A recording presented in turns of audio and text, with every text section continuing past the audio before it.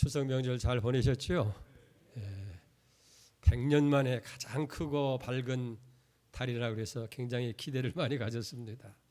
크고 밝은 달을 보려고 이제 탄천에 나가서 아무리 하늘을 봐도 구름에 가려워서 달을 보지 못하고 그냥 집에 돌아오는 아쉬움을 가졌습니다.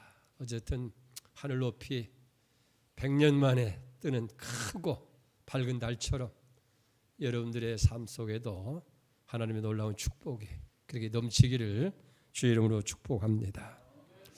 우리가 성경을 보면 우리의 신앙의 삶을 농부가 농사를 짓는 것과 비유해서 말씀하시는 것을 많이 보게 되어집니다. 근데 이 이스라엘, 다시 말해서 이 팔레 지역에서 농사를 짓는데 가장 중요한 것이 비입니다. 왜냐하면 거기는 주로 사막지대가 많기 때문에 무슨 수리시설이 있는 것도 아니고 또 큰 강이나 저수지가 있어서 물을 끌어올 수가 없기 때문에 하늘에서 내리는 비를 기다리는 거예요. 근데 1년 내내 비가 오지 않다가 2번 비가 내리게 되는데 그걸 이른 비와 늦은 비라고 그래요. 이른 비는 10월에 내리게 되어지고 늦은 비는 4월경에 내리게 되는데 이른 비가 올 때는 이제 씨앗을 심는 거예요. 그리고 그것이 어느 정도 자라서 늦은 비가 올 때 열매들이 익어가고 또 추수하게 되는 그런 상황이 되어지게 되어집니다. 그런데 문제는 이 이른 비와 늦은 비만 가지고는 농사를 짓는데 많이 부족하다는 거예요. 그래서 풀이나 곡식은 물론 이 초목들이 자라는 데 있어서 절대적으로 물이 모자라게 된다 하는 거예요. 그런데 참 신기하고 당황스러운 것은 이 파리단 지역에는 밤마다 이슬이 많이 내리기 때문에 부족한 그 물들을 초목이나 이 채소들, 곡식들이 보충할 수 있게 되어진다 하는 거예요. 성경에 보면 이 이슬을 가리켜서 하나님의 축복 그리고 은혜를 상징하는 것을 보게 되어져요. 호세아 14장 5절입니다. 내가 이스라엘에게 이슬과 같으리니 그가 백합과 같이 피겠고 레면은 백향과 같이 뿌리가 박힐 것이라 라고 말씀하고 있고, 오늘 본문 신명기 32장 2절 말씀에도 보면 이 모세는 하나님의 말씀을 가리켜서 내리는 비와 맺히는 이슬이라고 얘기해요. 2절을 한번 보세요. 나의 교훈은 내리는 비요 내 말은 이슬처럼 맺히나니 연한 풀 위에 가는 비 같고 채소 위에 단비 같도다 라고 그렇게 고백을 하고 있는 것을 보게 됩니다. 나의 교훈, 하나님에서 나오는 말씀이 연한 풀 위에 가는 비 같고 채소 위에 단비와 같다라고 말씀하고 있는데 이건 무슨 뜻이냐고 하면 하나님의 종들이 하나님의 말씀을 대언할 때에 하나님께서 받은 그 말씀을 성도들에게 전하게 되어질 때에 그 말씀이 비와 같이 되어진다는 거예요. 그리고 그 말씀을 받는 성도들은 채소와 같다 그렇게 표현하고 있는 거예요. 여러분, 채소가 자라려면 절대적으로 물이 필요하잖아요. 근데 신기하게도 똑같은 하나님의 말씀을 듣는데 어떤 사람은 연한 풀 위에 내리는 가른비 같이 들려지고 또 어떤 성도에게는 단비와 같이 강한 그런 비와 같이 들려지게 된다 하는 얘기예요.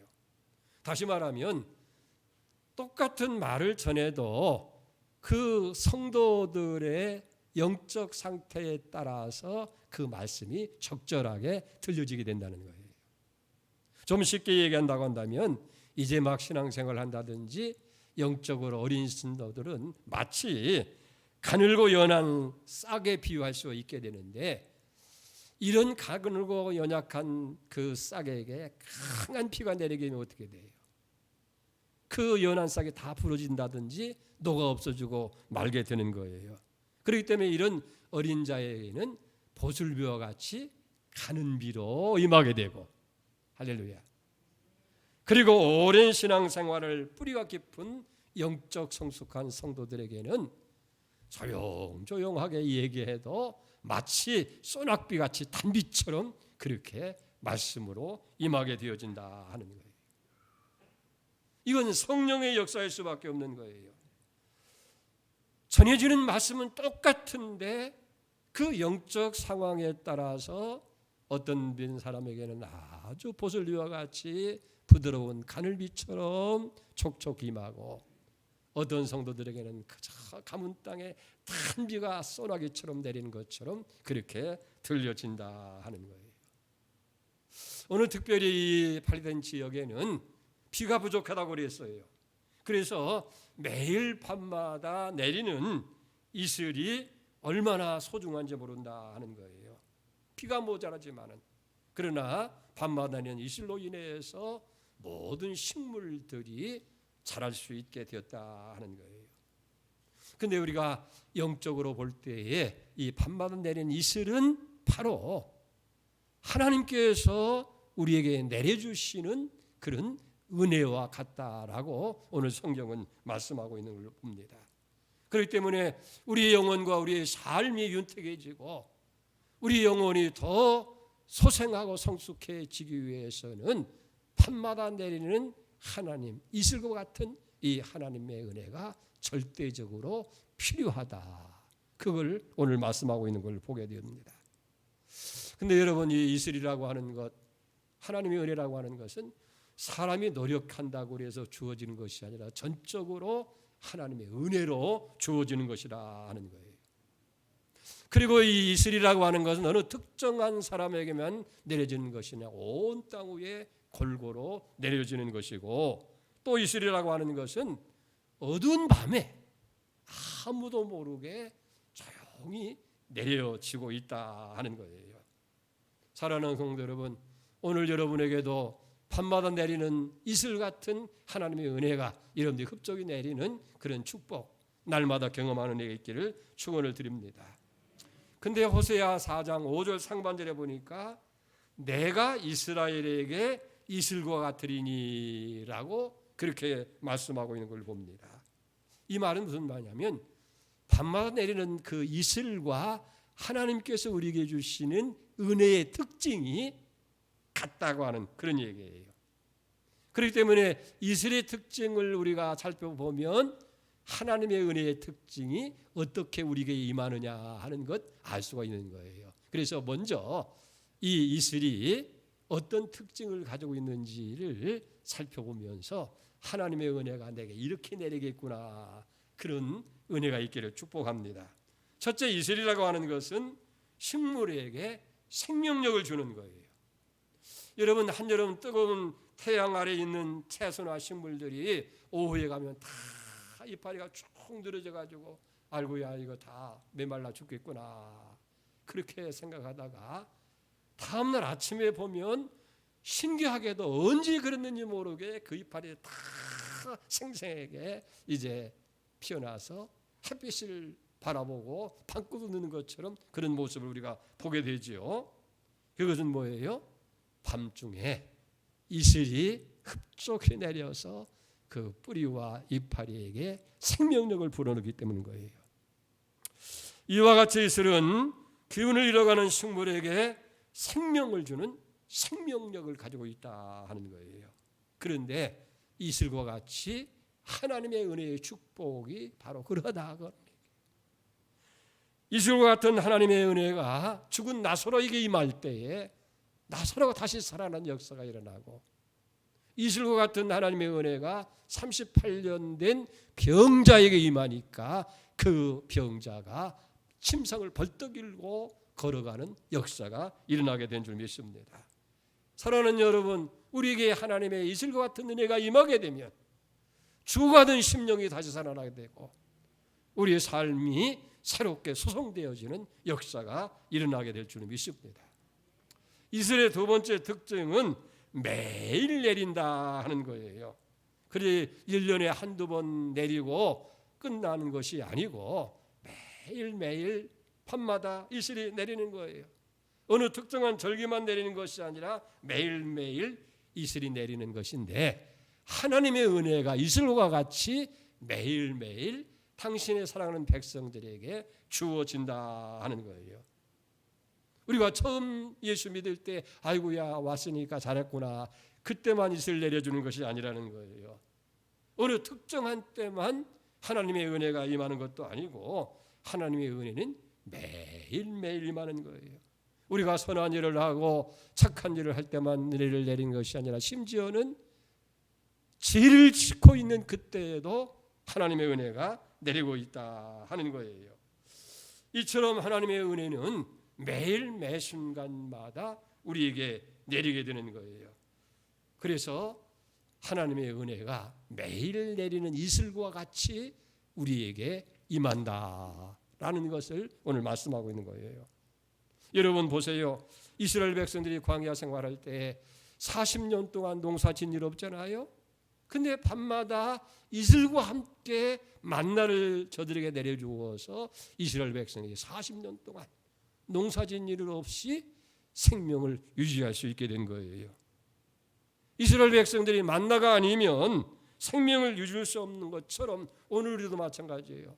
매일 우리에게 주시는 하나님의 은혜가 아니고는 우리가 믿음의 생활을 할 수가 없고 온전한 삶을 누릴 수가 없다고 하는 사실이에요.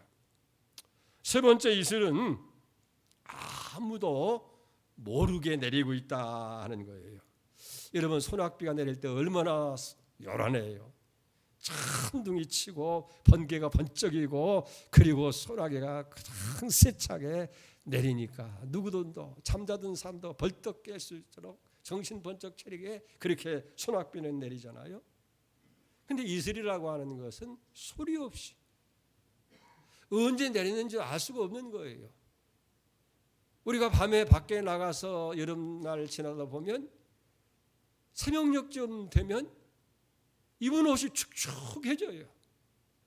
그리고 해가 떠서 이 풀잎을 보게 되면 다 이슬이 맺혀 있는 것을 보여요.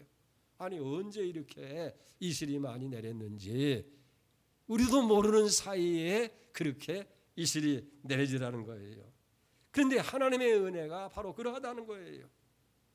하나님의 은혜가 우리에게 임할 때 어떤 굉장한 표정이라든지 찬란한 어떤 역사 속에서 이루어지는 것이 아니라 내 자신도 모르는 사이에 하나님의 은혜가 임하는 거예요.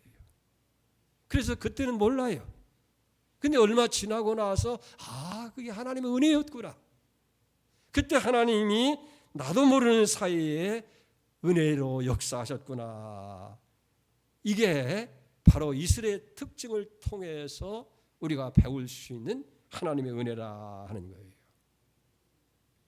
이렇게 이슬이라고 하는 것은 생명력을 우리에게 주시는 것이고 또 매일 내려지는 것이고 나도 모르는 사이에 주어지는 것처럼 하나님의 은혜가 그러다는 거예요.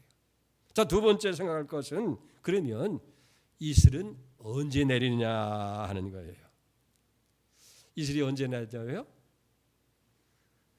찬란한 뜨거운 태양이 비치는 한낮에는 이슬이 내리지 아니하고 이슬은 어두운 밤에만 내리게 되는 거예요.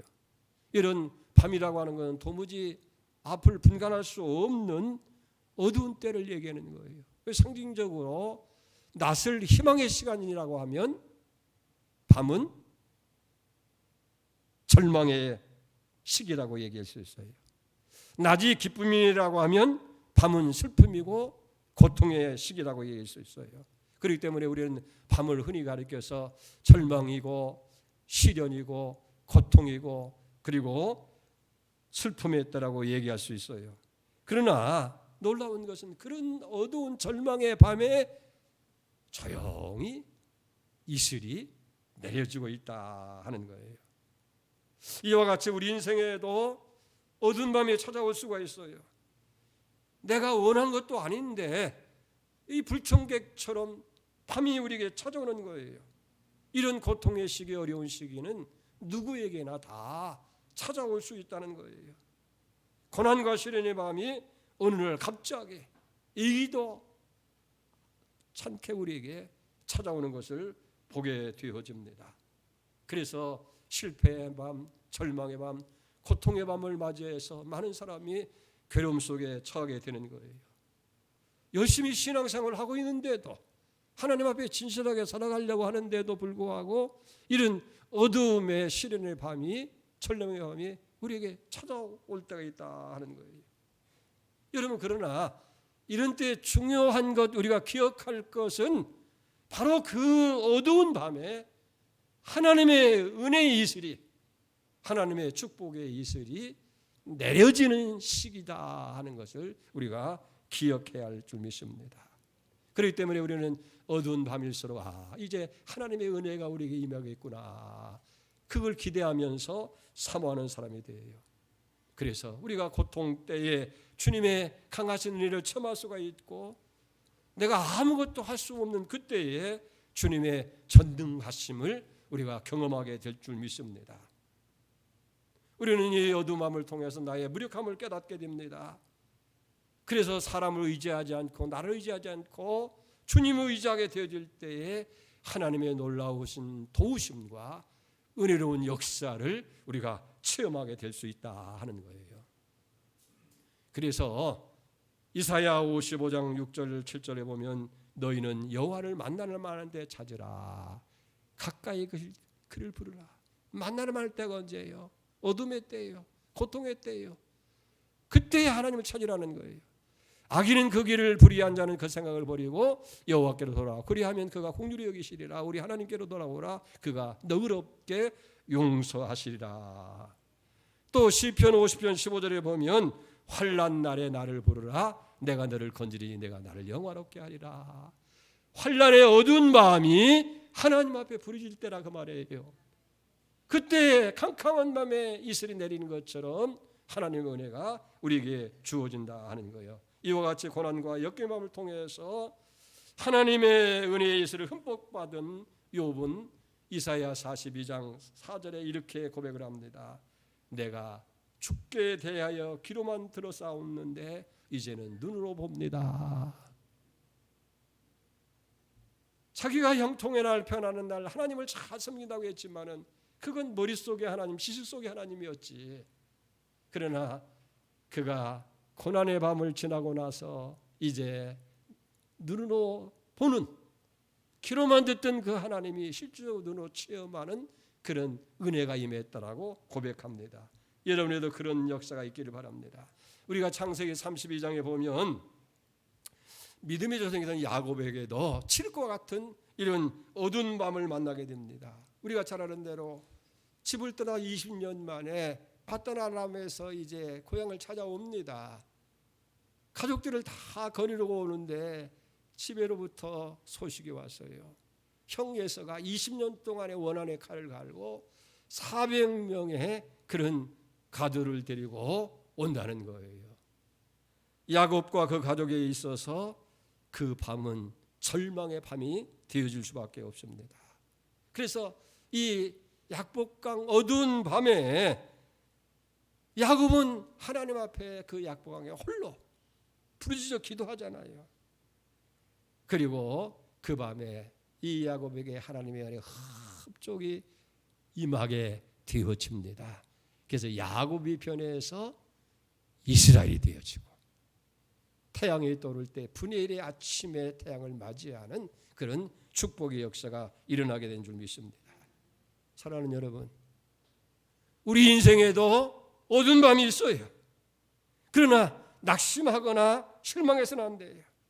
왜냐하면 우리 믿는 자에게서는 이 어두운 밤이 캄캄한 밤에 이슬이 내리는 것처럼 그때가 바로 하나님의 은혜가 내리는 때라 하는 거예요. 그래서 우리가 비로소 하나님의 사랑과 은총과 능력을 체험할 수 있게 된다 하는 거예요. 마치 이스라엘 백성들이 광야 생활할 때에 매일 만나가 내려서 하나님이 오늘 또 양식을 주셨구나, 하나님을 인지하고 하나님을 깨달아 알 수 있는 것처럼, 우리가 고난을 당하고 어려움을 당하는 그 순간에 하나님의 은혜가 임하게 돼서 하나님이 나를 사랑하고 계시구나, 하나님이 살아계시구나, 하나님이 역사하시는구나, 하나님이 축복하시는구나, 하나님이 이것을 이기게 하시는구나, 우리가 하나님을 더 볼 수 있게 된다 하는 거예요. 그런데 대개 사람들은 어떻게 해요? 이 어두운 환난의 밤, 고통의 밤을 만나면 곧잘 원망하고 낙심하면서 그 긴 밤을 절망으로 보내고 있다 그 말이에요. 여러분, 중요한 것은 우리에게 똑같이 다가오는 이 어두운 밤에, 이 절망의 밤을 어떻게 보내느냐에 따라서 그 인생은 천지 차이로 달라질 수 있다 하는 거예요. 사도행전 16장 25절 이하에 보면 바울과 실라가 복음을 전하다가 빌립보 지방에서 체포를 당하게 되고 시컨매를 맞고 감옥에 갇히게 됐습니다. 시련과 핍박의 어두운 밤을 저들이 맞이하게 된 거예요. 그러나 바울과 실라는 그 절망의 밤 감옥에서 하나님 앞에 감사로 찬송하고 기도를 올리게 되어질 때에 놀라운 기적이 일어나잖아요. 갑자기 지진이 일어나고 옥토가 움직이게 되어지고 손발에 차있던 그 창호가 풀려지게 되어지고 결국은 나중에 간수장이 회개하고 복음을 받아들이는, 그래서 거기에 빌립보 교회가 세워지는 역사가 일어나게 된 줄 믿습니다. 그래서 욥은 욥기 23, 10절에 이렇게 고백을 합니다. 그러나 내가 가는 길을 그가 아시나니 그가 나를 단련하신 후에 내가 순금같이 되어 나오리라. 사랑하는 여러분, 내 인생의 어두운 밤이야말로 하나님의 은혜의 이슬이 내리는 밤인 것을 기억할 수 있기를 축복합니다. 밤에 내려요. 두 번째 이슬은 맑은 하늘에서 내린다 하는 거예요. 여러분, 신기한 것은 밤이라고 해서 다 이슬이 내리는 것이 아니고요, 맑은 하늘이어야 이슬이 내리게 되어 있어요. 이상하게 구름 낀 날은 이슬이 내리지를 않는다 하는 거예요. 이 마찬가지예요. 우리 마음에 의심과 불안과 걱정과 그리고 불신앙이 우리의 마음을 지배하게 되면 우리의 심령에 구름이 끼는 것과 마찬가지예요. 그런 심령에는 하나님의 은혜의 이슬이 임할 수가 없다는 거예요. 의심하고 불신앙 가운데 있는데 어떻게 하나님의 은혜가 임하게 되느냐 하는 얘기예요. 그래서 의심이나 불신의 구름이 끼어 있으면 하나님의 은혜가 내리지 않는다는 것을 우리는 기억해야 된다는 얘기예요. 맑은 하늘에 이슬이 내린다는 것을 기억하고 우리 마음이 청결하게 되기를 힘써야 돼요. 그래서 마음이 청결한 자가 복이 있나니 하나님의 얼굴을 볼 것이며라고 말씀했고, 회개하고 죄사함을 받으라 그리하면 성령을 선물로 받으리니라고 말씀하고 있는 거예요. 청결한 심령 위에 하나님의 은혜의 이슬이 내리는 것을 기억하시길 바랍니다. 세 번째는 이슬은요, 더운 때 내려요. 더운 때. 추운 때는 이슬이 내리지 아니하고 서리가 내려요. 그 이슬이라고 하는 건 더운 때 내리는데, 지금 지구촌은 어때요? 프로염 가스라든지 이산화탄소 등 방출로 인해서 지구의 온도가 점점 상승해 간다고 그러죠. 그래서 남극이나 북극의 빙하가 녹아서 해수면이 높아지게 되고 적도면에 이제 온도가 높아지니까 엘니뇨 현상이 일어나 가지고 큰 태풍과 폭우들이 일어나게 돼요. 이 기온을 연구하는 기상학자들에 의하면 이제 2030년이 되면 엄청난 재난이 몰려올 것이라고 얘기하잖아요. 근자에도 저 파키스탄에서 또 저 중국에서 일본에서 우리 또 한국에서 지난번에 흰남노라고 하는 또 이런 그 폭풍으로 인해서 고통을 당했잖아요. 그런데 이런 지구촌의 기후가 올라가면 재앙이 오지만은 여러분, 놀라운 건 우리의 심령이 뜨거워지면 은혜의 이슬이 내린다는 거예요. 할렐루야. 그래서 말씀과 기도로 우리의 심령에 불을 붙여서 우리의 심령이 뜨거워지면 그 뜨거워진 심령 위에 하나님의 은혜가 임하게 되어진다 하는 거예요. 사랑하는 성도 여러분, 인생은 고난이라고 그랬잖아요. 여러분 어두운 밤을 만났습니까? 어두운 밤에 고통으로 인해서 여러분들이 괴로움을 갖고 있습니까? 그러나 이 어두운 밤은, 이 고난의 때는 바로 이슬이 내리다는 것을 여러분들이 기억하시기 바랍니다. 육신의 질병이나 그래서 시련의 밤을 맞이하고 물질적인 그런 고통으로 인해서 어려움을 당하는 성도도 있을 거예요. 코로나로 인해서 또는 이번 태풍의 폭우로 인해서 여러 가지 어려움이 있지만은, 그러나 그 어두운 밤에 하나님의 은혜는 소리 없이 우리에게 임할 줄로 믿습니다. 내 인생의 이슬로, 하나님의 은혜로 내 인생의 어두운 밤을, 절망의 밤을 채우시는 역사가 있기를 바랍니다. 그래서 여러분의 심령이 다시 소성함을 잊고 여러분의 삶이 부흥이 일어나게 되고 여러분의 삶이 번성의 축복으로 넘치는 역사가 있기를 바랍니다. 자, 마지막 끝으로 생각하려고 하면, 그러면 하나님의 은혜의 이슬이 임하면 어떤 복이 임하느냐 하는 거예요. 참 이 성경을 보면 볼수록 너무 놀라워요. 단순히 그냥 복 받을 것이다라고 얘기만 하지 않고 그 결과까지도 명확하게 우리에게 말씀해 주고 있어요. 하나님의 은혜의 이슬이 임하는 심령에 어떤 복이 임하느냐, 그걸 호세아 14장 5절에서 7절까지 자세히 설명하고 있어요. 자, 보십시다. 내가 이스라엘에게 이슬과 같으리니 그가 백화와 같이 피겠고 레바논 백향목같이 뿌리를 박을 것이라. 그의 가지는 퍼지며 그의 아름다움은 감람나무 같고 그 향기는 레바논의 백향목 같으리니 그 그늘 아래에 거주하는 자가 돌아올지라. 그들은 곡식같이 풍성할 것이며 포도나무같이 꽃이 필 것이며 그 향기는 레바논의 포도주같이 되리라. 첫째는요, 백합화같이 피어나는 복이 임하게 된다는 거예요. 그가 백합화같이 피어날 것이고, 이것은 하나님의 은혜가 우리에게 임하면 단시간에 회복되어진다는 거예요. 여러분, 은혜라고 하는 것은 헬라 말로 카리스라고 하잖아요. 그건 기쁨이라고 얘기할 수 있어요. 그러니까 우리 하나님의 은혜가 임하면요, 우리에게 근심 걱정은 사라지게 되고 하나님의 기쁨이 내 삶과 내 주변에, 내 가정에 넘치게 되어진다 하는 거예요.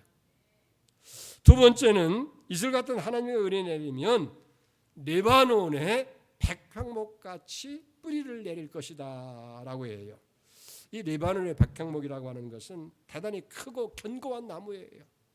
뿌리를 깊이 받고 그 나무가요 30m까지 큰 거예요. 그러니까 보통 아파트 30층 높이까지 되는 거예요.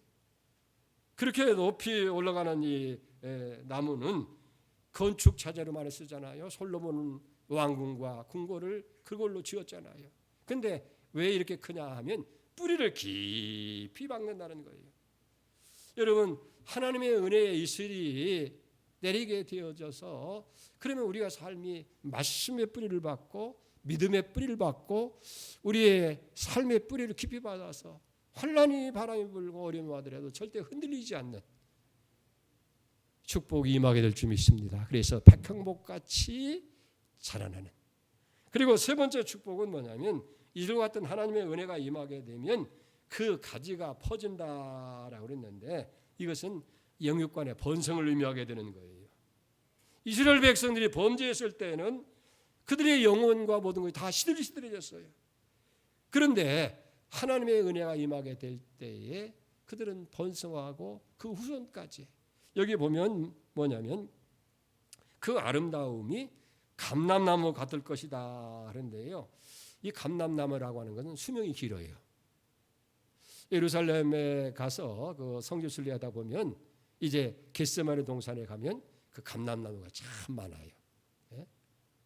근데 그 예수님 당시에 있던 그 감람나무가 지금까지 있다는 거예요. 그러니까 몇백 년이 가고 1000년이 넘게 그 나무가 자라게 되는데 하나님의 은혜가 임하면 아름다운 감람나무 같이 그렇게 하나님의 축복과 그 번성의 역사가 차손 대대로 계속되어진다 하는 거예요. 사랑하는 성도 여러분, 이스라엘 백성들이 비록 비는 부족하지만은 밤마다 내리는 이슬로 인해서 채소가 소성함을 얻고 저들이 곡식이 익어서 삶을 유지할 수 있는 것처럼 우리의 삶 속에는 이슬과 같은 하나님의 은혜가 소리 없이 내 인생의 어두움함이 주어졌을 그때에, 그리고 내 심령이 밝아졌을 때에, 그리고 말씀과 성령으로 뜨거워졌을 때에 임하신다 하는 거예요.